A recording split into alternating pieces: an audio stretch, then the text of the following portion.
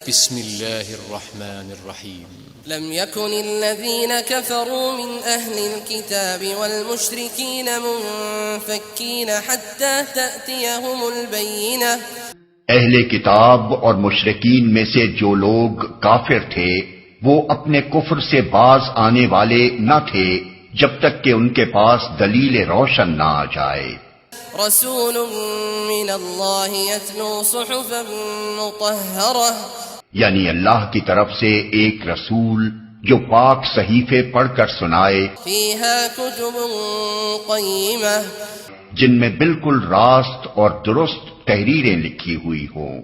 وما تفرق الذين اوتوا الكتاب الا من بعد ما جاءتهم البينة. پہلے جن لوگوں کو کتاب دی گئی تھی ان میں تفرقہ برپا نہیں ہوا مگر اس کے بعد کہ ان کے پاس راہ راست کا بیان واضح آ چکا تھا. وما امروا الا ليعبدوا الله مخلصين له الدين حنفاء ويقيموا الصلاة ويؤتوا الزكاة وذلك دين القيمة.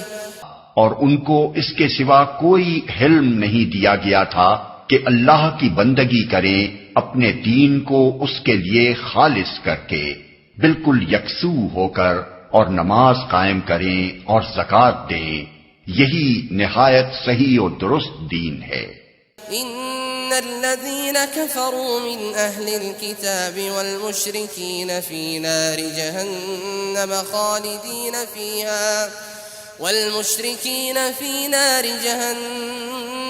خالدين فيها أولئك هم شر البرية.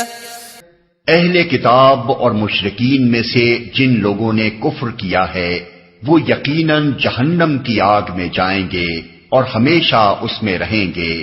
یہ لوگ بدترین خلائق ہیں. ان الذين آمنوا وعملوا الصالحات اولئك هم خير البرية. جو لوگ ایمان لے آئے اور جنہوں نے نیک عمل کیے وہ یقیناً بہترین خلائق ہیں. جزاؤهم عند ربهم جنات عدن تجري من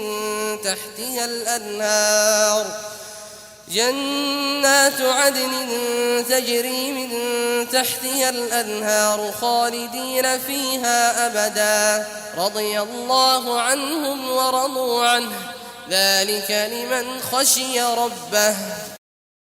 ان کی جزا ان کے رب کے ہاں دائمی قیام کی جنتیں ہیں جن کے نیچے نہریں بہ رہی ہوں گی.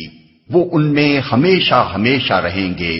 اللہ ان سے راضی ہوا اور وہ اللہ سے راضی ہوئے.